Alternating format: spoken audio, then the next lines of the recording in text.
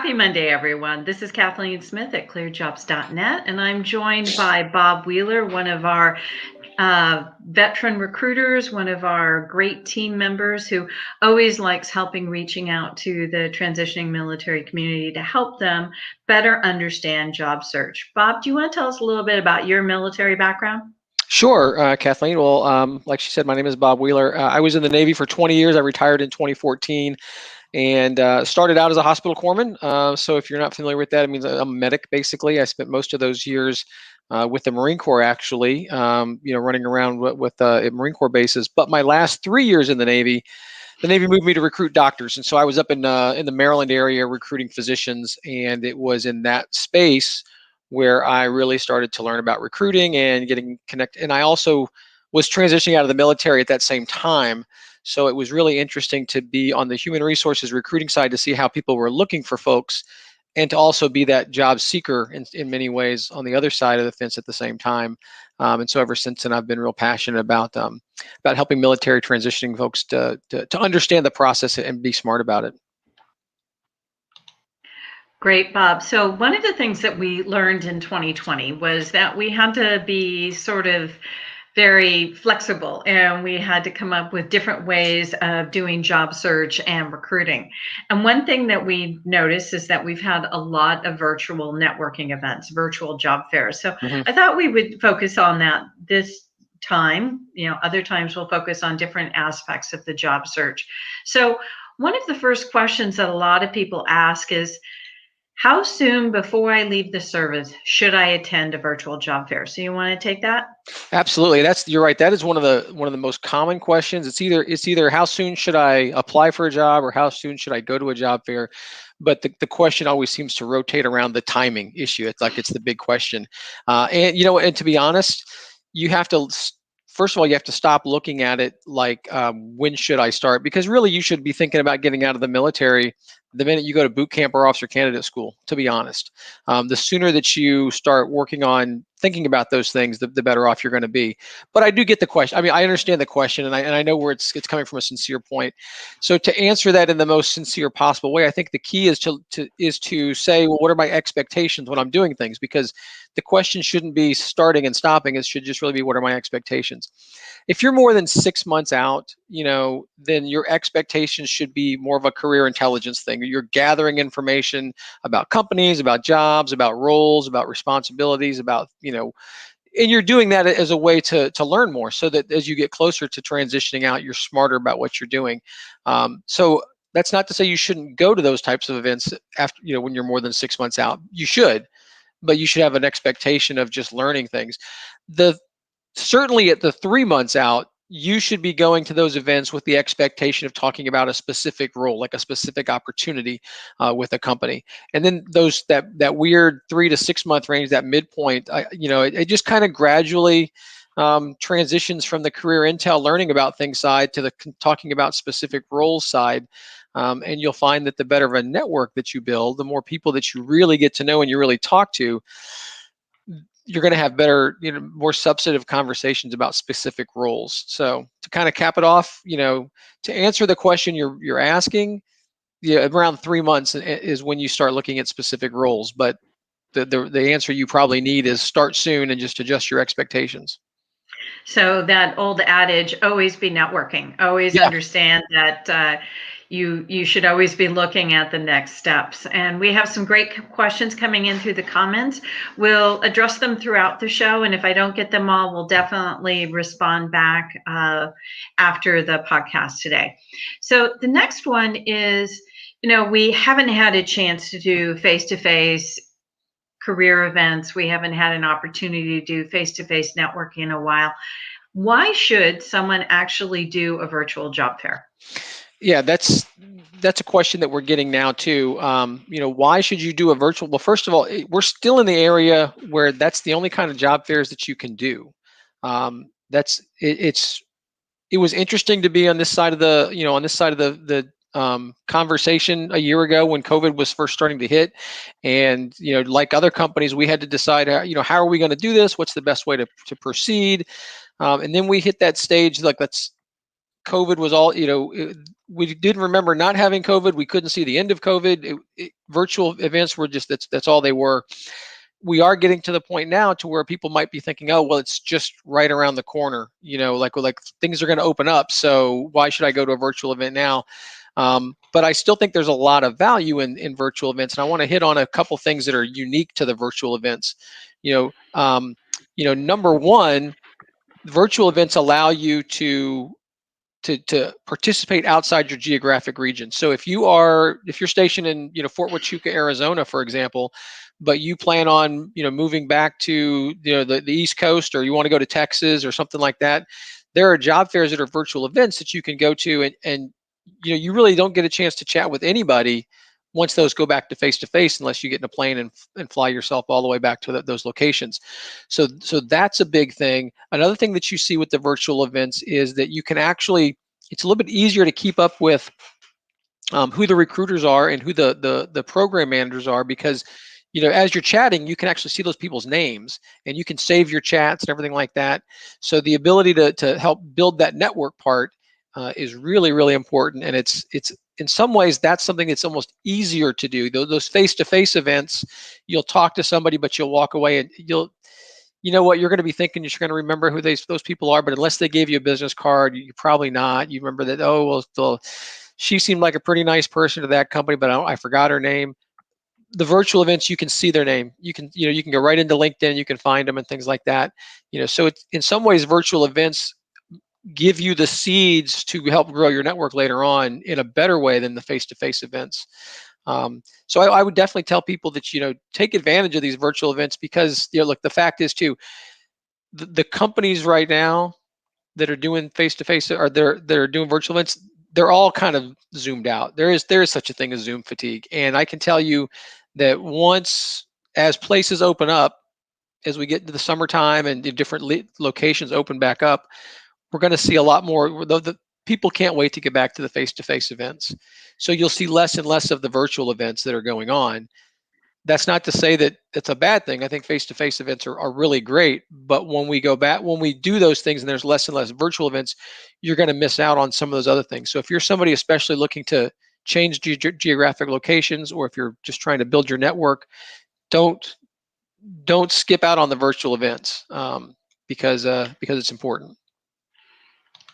So one thing I think we want to touch on with this is that there's an overall strategy when you're really looking at transitioning. And as you said, there are certain timelines that people should be thinking about. But as we said earlier, networking and building your network, you touch on that a lot, as far as your network really is what's most important as far as finding your next job. So you bring up some really good points that the virtual job fairs, while everyone may have Zoom fatigue, at the same time, it is an opportunity to get experience doing any kind of interviewing. It's a really great opportunity to do some research about companies you may not have heard about before. It's also a really great way to meet recruiters who you may not have met before, and that always expands your network. I mean, what are some other key components of networking that a virtual job fair can bring to you? Before I jump into the network, I think something I forgot and I should have mentioned earlier is, with this fact that there's this Zoom fatigue, and you may see less and less companies attending some of these virtual events. The thing to also remember is the companies who are still attending virtual events are doing it for a reason. They're not just spending this money just for a public relations gig to fly the flag and say, look at us. They're companies who are legitimately hiring for things. That's why they're still doing this, even if they don't like it. It's the only option they have maybe right now, but they still have needs. And so it would be that's a gold mine. Just because you see an event that's only got 5 or 7 or 10 companies, and instead of 25 companies, don't skip on that, because those 5 or 10 or whatever companies are legitimately hiring.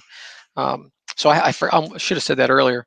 But the other question that you had was about, say it again. I'm sorry. So when we're looking at the overall strategy, where I'm trying to weave in some of the questions that are popping up Yeah, so I that we can gotcha. hit those points, is that something that we've touched on other workshops, is that there is the overall strategy, and Yeah. there are many different resources that we have available for transitioning military members. We have our job board, we have our job fairs. There are many things that people can do. But how you and I have talked about this several times as far as networking is really the important thing to Mhm. do. So virtual job fairs, you may not even be interested in that geographic location. You may not even be really interested in what you're doing, what you're going to do in 6 months or 8 months, but it's your network. Yeah. It's getting your research done, doing your job search intel. A lot of people, what I see too many times is I'll talk to transitioning military folks and they're getting out next month and they haven't done any networking, any prep, Yeah. any research whatsoever. So, a virtual job fair is a date you can make. It is, Mhm. okay, I am going to put my job search as a focus for this week. I'm going to attend an event. I'm going to work on a resume. I'm going to research some companies. I'm going to have some conversations because we all know we're very nervous whenever we go into an interview. We're very nervous anytime we look at a job search component. So, how about just doing the practice? Go to Yeah. a virtual job fair to do the practice. That is so great what you're saying, Kathleen, and it reminds me of how much I saw this when I was in the service too. Is the idea of when you register to attend something, of having a date. It's like a term project that's actually due on a certain date. That's how you get things done. Because when you're in the service, if you're a sailor, a soldier, or airman, marine, whatever, worth your salt, you want to keep on working all the way till the end. You don't want to, like, you're a team player. You don't want so it can be very easy to always put the job search and that kind of thing on the back burner. Oh, I'll get to it later. Oh, I'll get to it later. And that's how you turn around one day and you're like, oh, yeah, when do you get out of the Marine Corps? I get out next week. I haven't talked to anybody, because you were thinking about doing it, but you never actually did it. So when you have a job fair or something like with a very specific date, you can say, I have registered for this event and I know that I'm going to prepare myself on this date. I'm going to be checking I got to submit a resume for that so I can start working on a resume. It's a lot better to have a lousy resume that's going through the process 7 months before you get out. Your first resume is not going to be that great, maybe, you know, so work it early so that by the time the rubber meets the road, you've been there and you've done that. You've learned how those job fairs work, whether it's a virtual, whether it becomes a face-to-face. You saw what kind of questions people ask. You're used to what kind of introductions are people going to, what kind of questions are going to ask for you. Tell me about this type of a skill set. You're like, oh, I had no idea that was important. So all of those things are great learning, part of the learning curve. You learn about companies, you learn how to talk to people, you make connections with other recruiters and program managers in your field. That's amazing. But it's not what you said. I really hadn't, that clicked to me just now when you said it that way, that so many people in the service put it off, put it off, put it off. But this is like a date. That's a specific date. And that's a terrific point.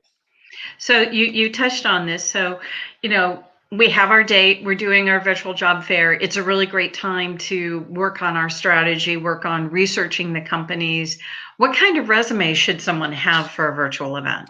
Yeah. And there's a different, people should have different resumes for different types of things. And if you're going to submit a resume, if you're going to submitting it for a job fair, something like this, job fairs, all the resumes that get submitted or when you register, they get sent to every company that attends, so it's going to go to everybody. So, it's kind of like casting a wide net. So you want to make sure that your resume at a job fair is a little bit more general. You want to go ahead and list all of the things that you've done, all of the things that are specific to what you might want to do. You definitely want to list things like at the very top, when are you going to get out of the military? If you're getting out in October, start off with says, transitioning soldier, available for hire October 2021 or whatever the case may be. Start with that stuff. List all of the different skills and things that you've done. Really, if you're a seasoned veteran, you really only need to have like the last 10 years worth of things that you've done. You don't need to go all the way back to boot camp or anything like that. But you want to have that, make it general, kind of cover lots of different things because you don't know who's going to see it. And when recruiters are looking for things, they might be looking for different keywords. So very general resume for a job fair. Oh, that's the same thing for submitting to a job board as well. But if they talk to you about a specific position, you're going to end up submitting a different resume. If you talk to somebody at a virtual event or a face-to-face event or whatever, and they say, we'd like for you to apply for this program manager position, you're not going to use the same resume. You're going to take what you've got, you're going to distill it down so that it matches up with with specifically what the needs are of that position, so that that hiring manager, when he or she's reading it, keeps saying yes, yes, yes, that's what I do, that's what we need, and not having to hunt through there and see, diluted stuff.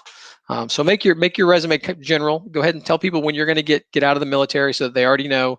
If you've got your clearance listed on your resume for cleared events and stuff like that.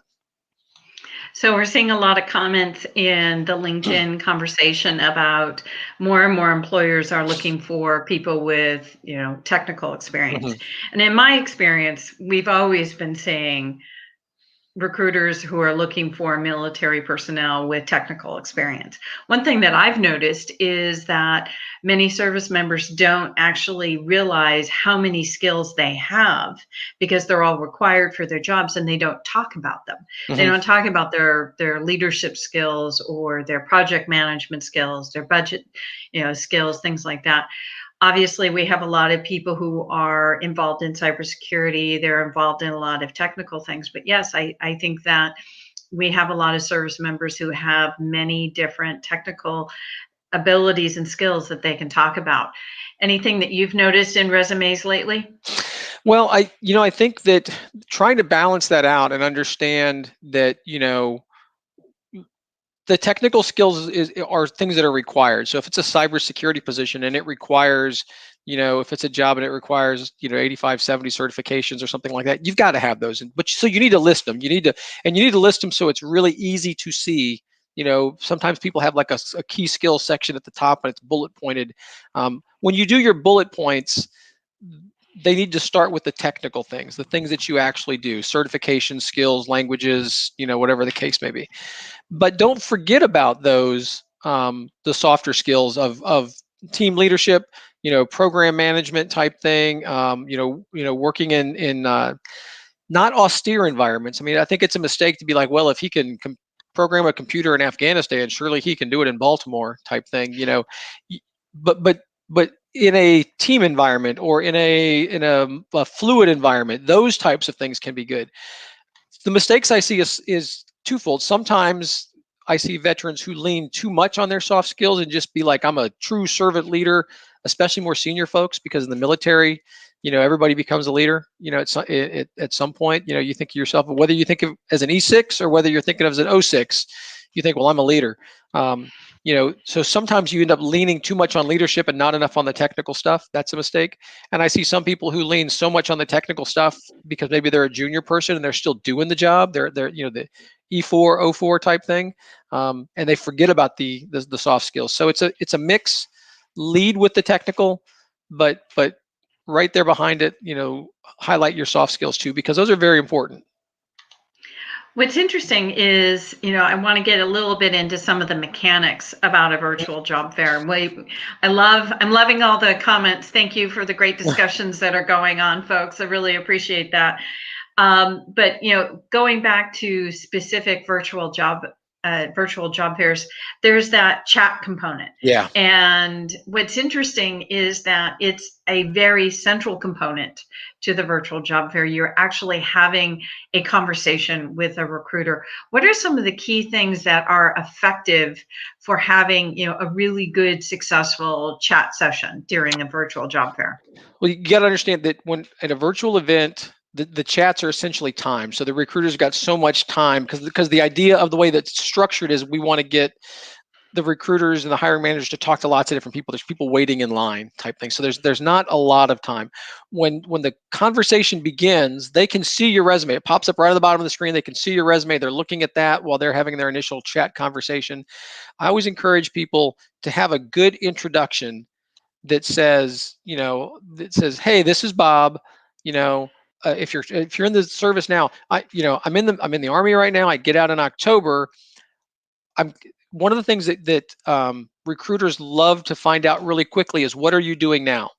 What's your current? And so this is where the more you know about how to translate your skills to civilian speak is good. Hey, this is Bob. I get out of the Army in October of 2021. I'm currently working as a blank. And if you know what you want to do at that company, I'd love to learn more about your blank type of positions at that company. So that's a standard, really quick, intro that you want to throw out there, because that lets that recruiter know right away, okay, how, is this somebody that I'm looking at for a specific job right now because you get out next week, or is this somebody who is a more of a networking conversation? And that's fine, because recruiters love to network, because if you have the skills that they're looking for, even if they're not have an opening right now, they're going to be like, oh, I want to make sure I save you. I've seen the notes the recruiters make. They'll make things and say like, we'll be a great fit for this program come October type thing. They do like that. So just tell them right away, and then the chat will kind of take care of itself from there. Yeah, really great point, because you need to prepare for a virtual job fair. And a lot of times people don't do, even in the face-to-face events, they don't do a lot of preparation. So you have a different kind of preparation that you're going to be doing with the virtual events. It is researching the companies. Yeah.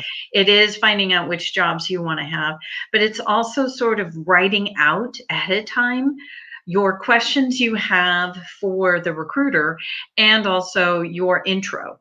Because what's interesting is that, typing does take a while. So I always recommend people to have their questions already typed out, have their intros already typed out, so they can copy and paste it and just sort of go from there. It's so good, because you're also worried about, like, what if I have a misspelling? They're going to think I'm an idiot, because it's chat based, and you're like, oh, this is a big, you're so the more you can do that research. And the worst thing you can do is show up to a thing and say, hey, what can 6gen do for me? Like, that kind of a question is the worst question to ask. They've only got 10 minutes, and they've already thought, okay, you don't even know what you do. Like, start off by telling them what you do. And you, like you said, Kathleen, you can have a lot of that stuff already written out, and that preparation, which goes back to the idea of, I registered for a job fair next Thursday, I'm going to get ready for it. I'm going to research the companies. I'm going to do all that stuff. It'll make a world of difference. So we're going to go for our last question here. The same thing with an in-person event, the same with a virtual event. What do you do next? What is the follow-up? I always find that job seekers don't realize that there's a preparation, there's a being part and engaged, and then there's a follow-up. Yeah. Yeah. So, this is, I know we're streaming this on LinkedIn. So if most folks here are on LinkedIn, step number one should be to send a LinkedIn request to whoever you spoke with, and just and don't just send it, but type up your little message and say, hey, we talked at the ClearedJobs.Net job fair. Thanks for talking with me about the such and such position, or just about stuff in general. I'd like to add you to my professional network, and I would do this with everybody, not just the people that you had a deep conversation with, because the more people you add to your network, the more it helps you when you're looking for things. It helps them when they're searching for things. And the other piece is that these recruiters, they move around a lot, and they are, when a recruiter leaves company A and they apply for a job at company B and they do their interview, the kinds of things that they like to brag about is how deep their network is. So if you've got the skills, especially if it's the same kind of skills, that recruiter who was looking for program managers here will likely be looking for program managers at their next job too, because that's what they're good at. So you definitely want to reach out to all those folks, and then also follow those companies. Follow the companies on LinkedIn. If you're a Facebooker, follow them on Facebook as well, especially if they've got a significant social media presence. Because one of the problems that people have in the service is we don't really know how many companies are out there. There's tons, there's millions, well, not millions, but there's so many, and most people have no clue how many there are, and they tend to think, well, if I've never heard of you, you must not be very big. Don't mistake big or small, or think of stability versus not stable, and you can get a good feel for how long a company's been around and what they're doing and what kind of contracts they're winning. So follow the recruiters, follow the program managers, and follow the companies.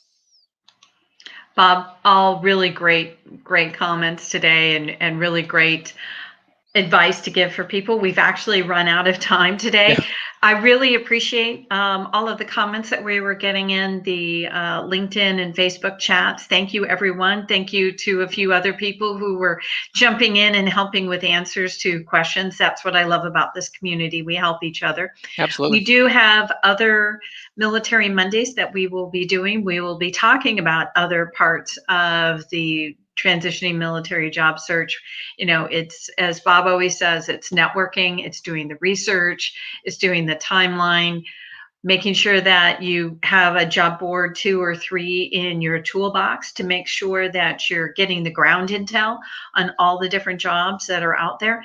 But Bob, you and I talk about this all the time. It's really hard to be in the military doing your job and also the full-time job of finding a job. Yeah. So what are 1 or 2 tips you want to give our audience right now for them to think about until we come back again in 2 weeks for the next Military Monday?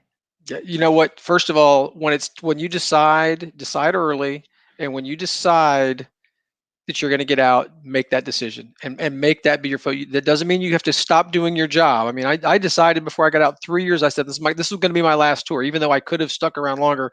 That was the right time, the right place geographically, you know.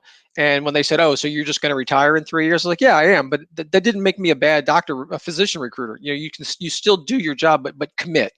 Go ahead and commit, because it's the wishy-washiness, that leads you to not do the things you want to do. It leads you to not going to the job fairs early enough. It leads you to not joining professional organizations out in town. It leads you to not getting a nice suit and tie when you need to, and those kind of things. So go ahead and commit early, and just own it. You know what? Just if it means that you get fit reps, or reports that aren't as great because they know that you're the one retiring soon, so be it. Don't let that bother you. You've got to just make the decision. That's probably my biggest bet. My biggest advice is plan early, and then once you make the decision, just own it. You know what? Because you can't be in the military forever. It's a law. I mean, you literally are not allowed to stay in forever. So it's going to end sometime, and it might end because you get kicked out because you hit higher tenure. It might end because you retire on your own. You could get injured. You could get hurt. That's why you've got to always be networking from the very beginning. But then once you make that point where you decide, just make the decision. All great points, Bob. Thank you so much. And just to everyone who's participated in the discussion, we really appreciate all of that. We are ClearedJobs.Net. We are a veteran-owned firm. Most of our employees are veterans or military spouses. So please feel free to reach out to us at any time. We're very happy to help you. We have a job board for security cleared personnel, and we have job fairs, but we also are very happy to provide any advice to transitioning military. Thank you so much, Bob, and thank you everyone for participating. Take Bye, care. guys.